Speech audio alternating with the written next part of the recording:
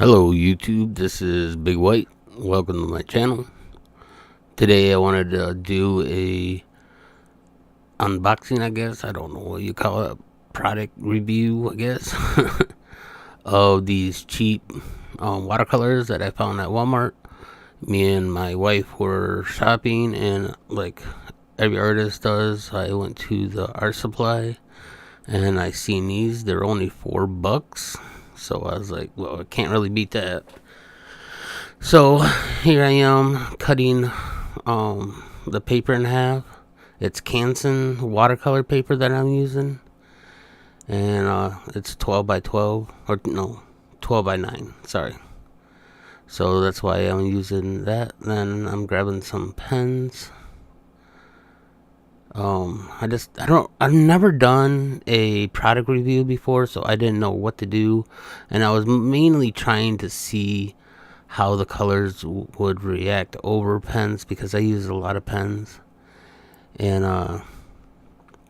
so I was just doing thin lines and thick lines. I used the microns for the thin lines, and I used the Zig multi-purpose pen for the thicker lines.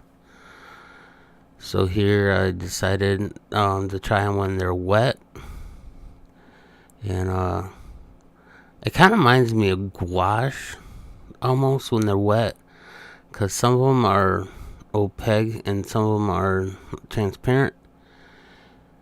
And I just kept putting the colors down and really didn't know what to do, so I just went through all of them. The one thing I'm not happy about this set is there's no purple at all. They have 2 blues and 2 greens and 2 browns, but they have no purple, so you have to mix your own purples up. So once this is done, I'll come back and talk about the other stuff.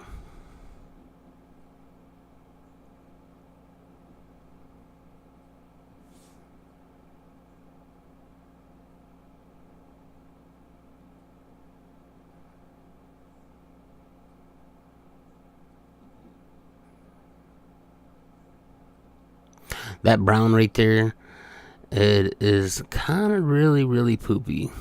It would not lay flat for nothing, no matter how I directed the bead. But here I'm trying to see how they react to water puddles and put in different colors, see how they mix together, and all that stuff.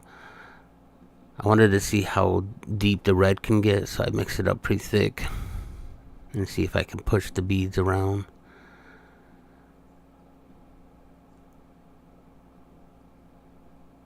And right here I wanted to see if I can get a gradation with water. And I noticed that it kind of reminds me of inks. If you let them dry too fast, inks will leave a streak mark on the side. And that's what this did. I really couldn't push it up with the water too well to reactivate it and all that. If I did, it would leave these little streaks on the side. So here I'm just seeing how lightly I can get it. Then I come in with a darker tones right here and just see how I can get it to react. My color palette, it doesn't have a lot of water on it, so you have to work fast, because if you don't, the beads won't really work for you. And here, if you notice, the paper's being ripped up, and I didn't care for that, because you had to really saturate it in water to get it to reactivate again. And with watercolors, you should have plenty of time to reactivate it with water. I made up a purple, and I was doing a kind of a child's not palm tree, but pine tree. And I was just seeing if I can get those lines to work for me instead of being a disadvantage. So I was putting color next to each other, almost overlapping it.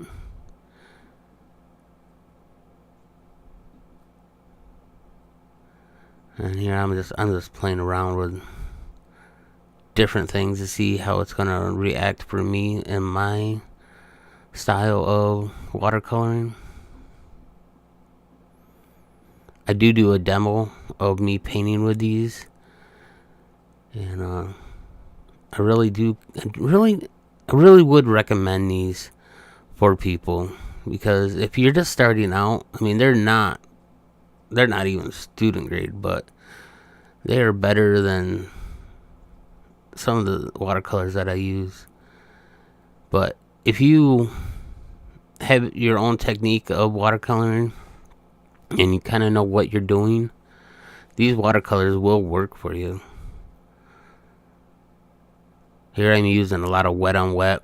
I'm trying to get these pumpkins to feel like they just come out of the pumpkin patch, so they have dirt and grime, and some spots they are still not fully ripe or yet. So that's why I put a lot of greens in it, and I try to muddy up the green so it looks like it's a little dirty.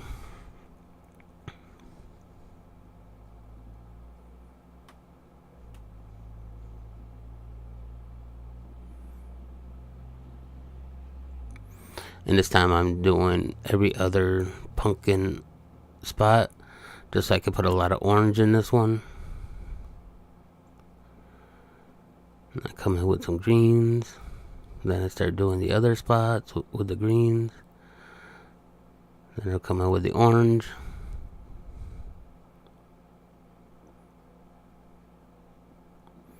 I'm painting this for a friend of mine who lives in Hungary.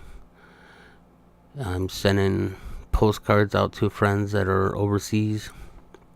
I live here in the United States, and I like doing postcards, so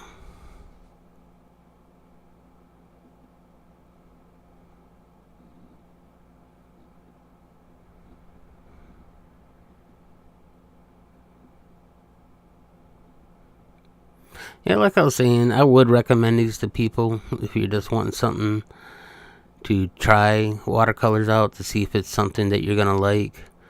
The only thing is I just wish they had a purple or even a pink, so you're not getting these muted purple colors.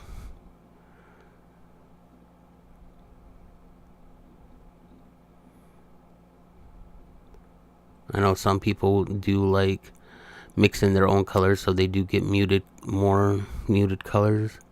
Me, I'm a vibrant person. I like a lot of bright colors. And here I'm just doing the sky, so I taped off where I thought the horizon would be. Then here I'm working on the field part.